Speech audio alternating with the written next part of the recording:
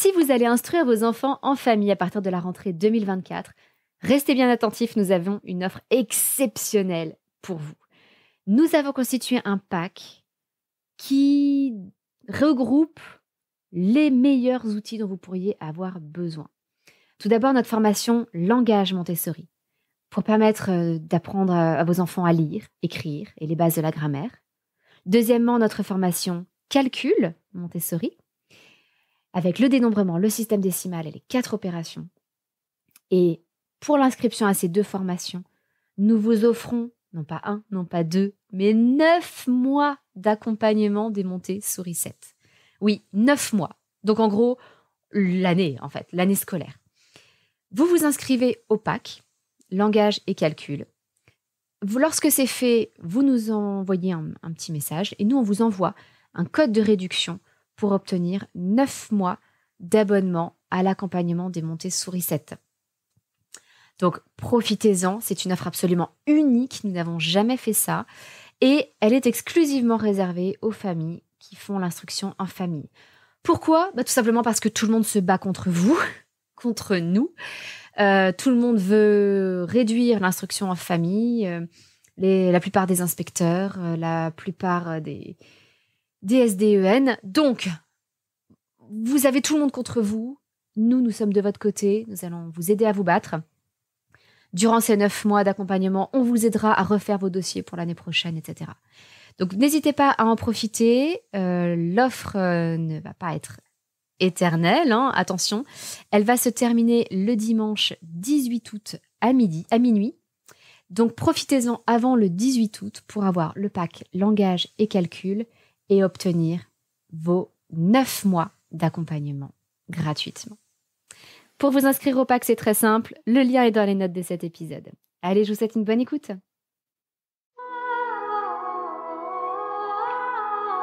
Bienvenue sur le podcast des Montessori 7, Montessori à la maison. Je suis Anne-Laure Schneider, formatrice Montessori et maman de 5 enfants instruits en famille. Ma mission, c'est d'aider les parents, les assistantes maternelles, bref, tous ceux que dans notre communauté nous appelons des souris-settes, à mettre en pratique la philosophie Montessori chez eux, avec leurs enfants ou les enfants qu'ils gardent. Dans ce podcast, nous parlerons donc de pédagogie Montessori, mais aussi de discipline positive, d'instruction en famille, ce que l'on appelle aussi l'école à la maison, de co-schooling et de bien d'autres choses encore. L'épisode d'aujourd'hui va être assez court et très pratico-pratique. Et c'est d'ailleurs un sujet que j'ai déjà abordé dans un podcast précédent, mais sous un autre angle. Aujourd'hui, je voudrais vous parler du moment où les enfants, à la caisse du magasin, nous réclament un paquet de bonbons, un petit gadget, un petit jouet, et qu'ils font ça de façon systématique. C'est particulièrement le cas en vacances, souvent quand on visite un bel endroit, que ce soit un parc d'attractions, un musée, il y a toujours une boutique. Et étonnamment, elle est placée à la sortie, et vous êtes obligé généralement de passer par la boutique. Donc évidemment, tout est fait pour susciter l'envie chez vos enfants, chez vous aussi d'ailleurs. Nous aussi, nous sommes évidemment sensibles à ces techniques marketing. Et ça n'est là aussi pas un hasard si à la caisse, il y a des petits objets, des petites choses pour lesquelles on pourrait craquer facilement et qui attirent tout particulièrement les enfants. Typiquement, le paquet de bonbons à la caisse du supermarché. Alors que faire quand vous avez un enfant, typiquement en vacances, qui, à chaque fois que vous allez quelque part, que vous rentrez dans une boutique, parfois parce que vous n'avez pas le choix, vous réclame un cadeau. Sachant que, à la caisse du supermarché, souvent, ce sont des petites choses assez peu chères, mais dans les parcs d'attractions, par exemple, vous trouvez souvent des peluches ou des personnages, des déguisements qui rappellent les personnages du parc d'attractions et qui sont vendus extrêmement cher parce qu'on profite de l'effet de marque. Du côté exceptionnel, allez, on fait une sortie en famille, c'est le moment où on se lâche un peu et où on peut davantage craquer. Donc, ça n'est pas un hasard, les marketeurs connaissent toutes ces mécaniques et les utilisent en fait contre notre porte-monnaie. On se fait bien évidemment influencer.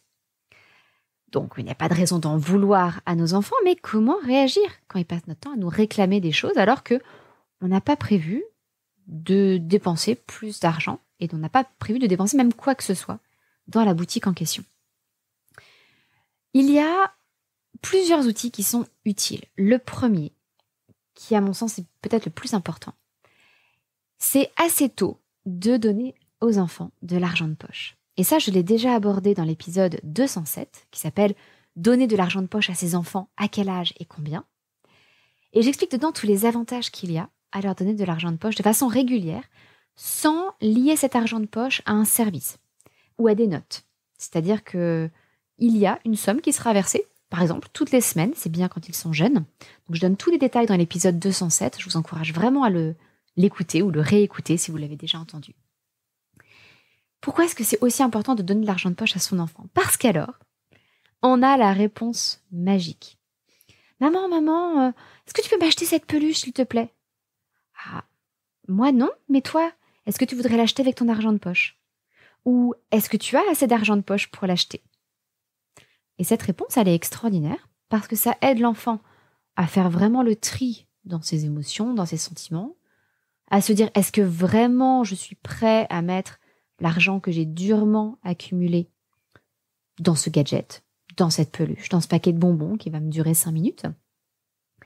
Est-ce que ça vaut le coup par rapport à la belle chose pour laquelle j'économise depuis longtemps ? Par exemple, les enfants aiment bien acheter des Playmobil sur Vinted.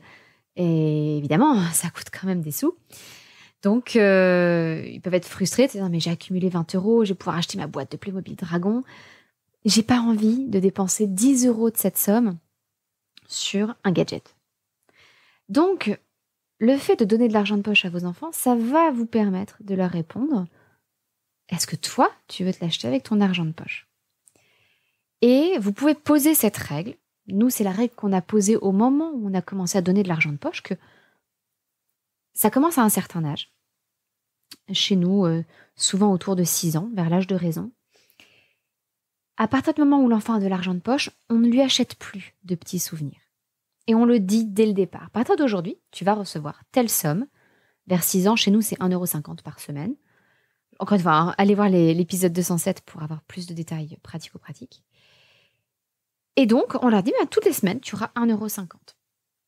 Et du coup, si tu veux t'acheter des petites choses dans les magasins, eh bien, ça n'est pas nous, c'est toi qui te l'achèteras avec ton argent.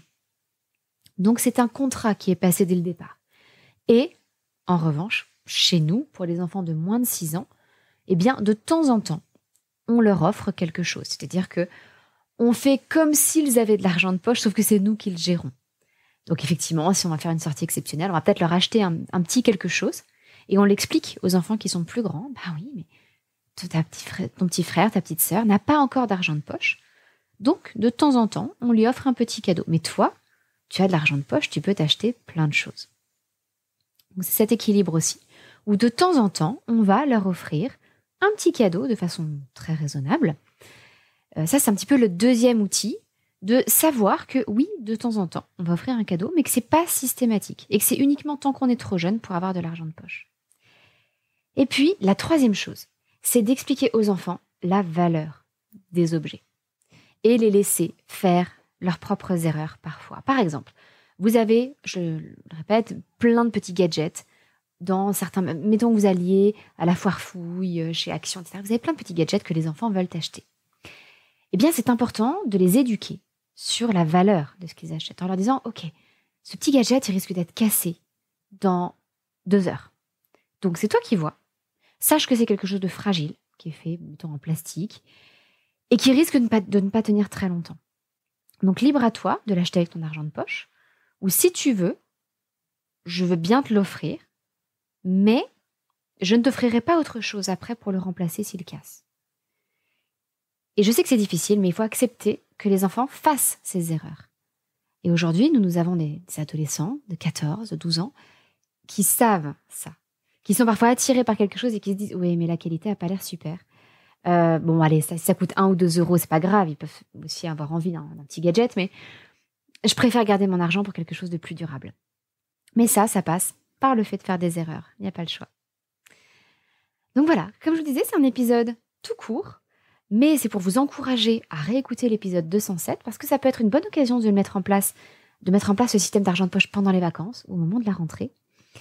Et là, vous trouverez plein de détails et je voulais changer un peu d'angle et vous parler vraiment de ce système où les enfants se mettent à réclamer systématiquement des cadeaux et comment sortir de cette spirale infernale.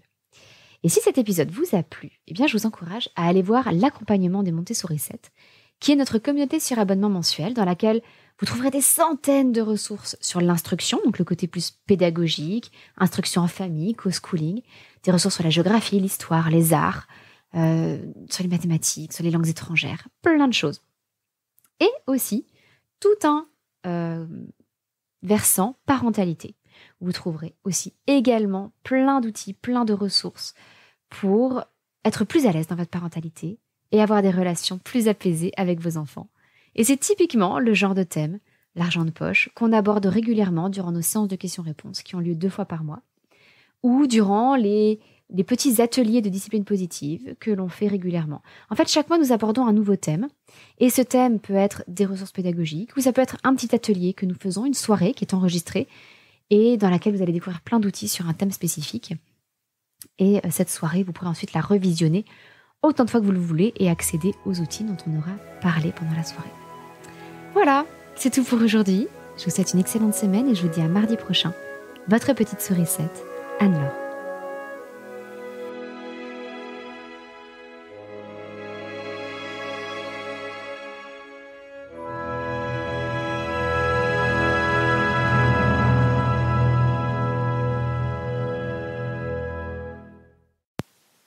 N'oubliez pas, si vous faites l'instruction en famille, allez rejoindre notre magnifique pack langage, calcul et 9 mois d'accompagnement offert.